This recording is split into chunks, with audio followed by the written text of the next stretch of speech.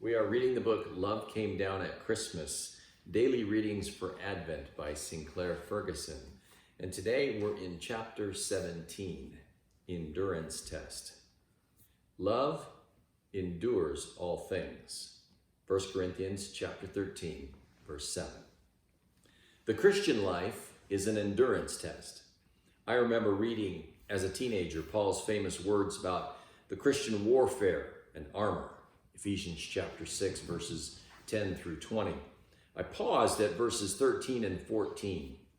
Take up the whole armor of God, that you may be able to withstand in the evil day. Great. But then Paul goes on. And having done all, to stand firm, stand therefore. I still remember thinking, is that it? Is that all? Is that the sum total, just standing? Surely there must be much more. What about the victorious Christian life and life with a capital L?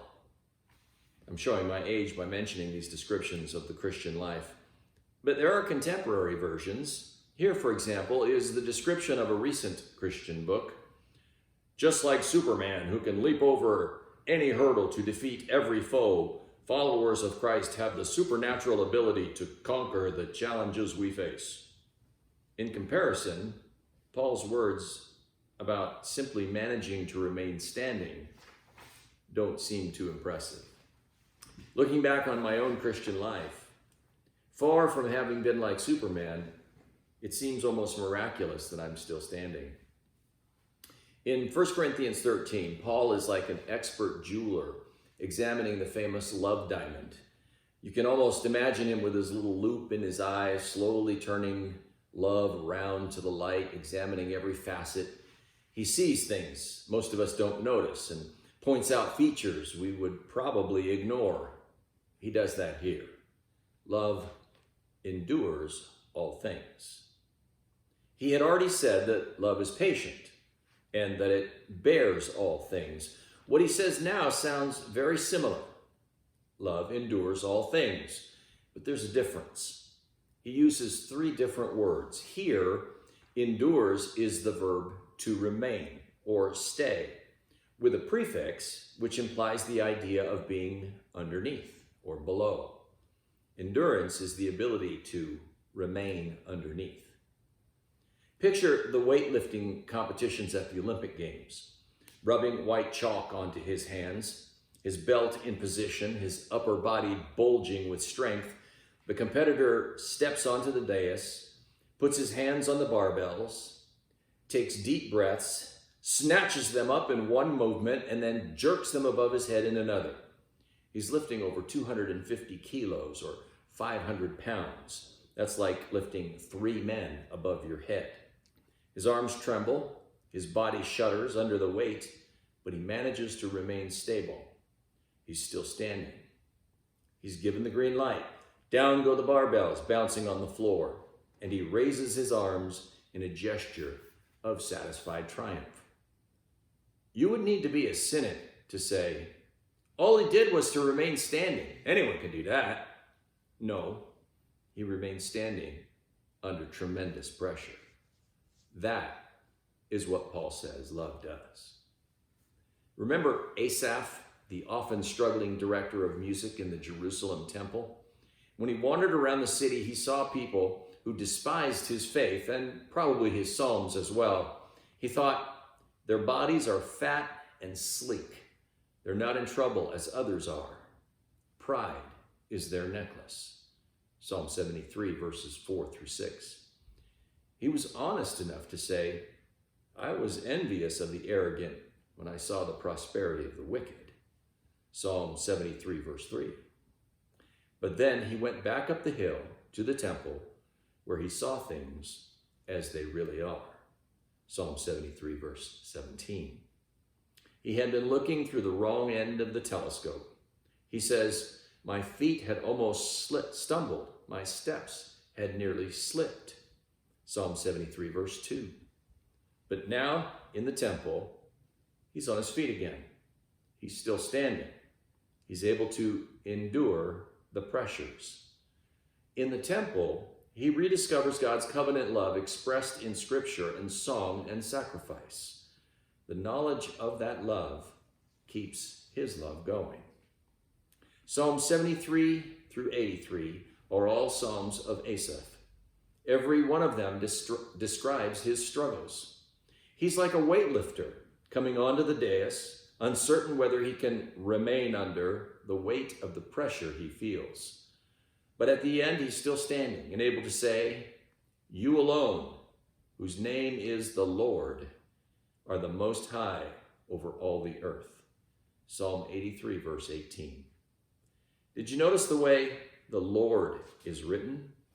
In modern translations, Lord, capital L, all capitals L-O-R-D, rather than Lord, uppercase L, lowercase O-R-D, represents the Hebrew word Yahweh, the great covenant name for God, the name he revealed to Moses in Exodus chapter 3, verses 13 through 14, and Exodus chapter 6, verse 2 through 8. It's God's personal name, which he gives to his people to use. It reminds them that he is their faithful God, the one who is committed to them in love. So you can see what it was that turned Asaph's perspective around. The knowledge of the love of the loving God, Yahweh, the Lord. It is that which will keep us standing. It is his love which holds us fast. When Jesus was born in Bethlehem, there was no room for him in the inn. The Son of God was lowered from heaven into a wooden feeding trough for cattle. But in a sense, this was prophetic of his whole life. As a roaming preacher, he had nowhere to lay his head. It's Matthew chapter 8, verse 20. But it was especially true of his death. At the end of his life, he was cradled once more by wood when he was lifted up to be crucified. It was then that darkness descended, not only on the land, but also over Jesus. Then came the only time in his life when he felt that the Lord of love had abandoned him. His experience was darker than Asaph's. He no longer felt, "You hold my right hand," as Asaph did in Psalm 73, verse 23. Instead, the words of Psalm 22, verse 1 expressed his sense of dereliction. My God, why have you forsaken me?" He came under the crushing weight of God's wrath against us, and it left him without any sense of his love. He felt there was no room for him on earth or in heaven. But his love endured all things. Rather than call on 12 legions of angels to deliver him, his arms remained outstretched like the cosmic weightlifter he was, bearing the sins of the world. In his love for his Father and for us, he remained obedient, still trusting, even in his desolation, and continuing to call God, my God. At that moment, his love for his Father was tested to the limit, and it endured. How could this be? It was because Jesus knew in advance that in Calvary's darkness, when he felt abandoned, that would actually be the time when his Father's love for him would know no bounds. Earlier, he had told his disciples, "For this reason the Father loves me, because I lay down my life." That's John chapter 10, verse 17. Can we imagine the Father singing, as Christians have often done, "My Jesus, I love thee.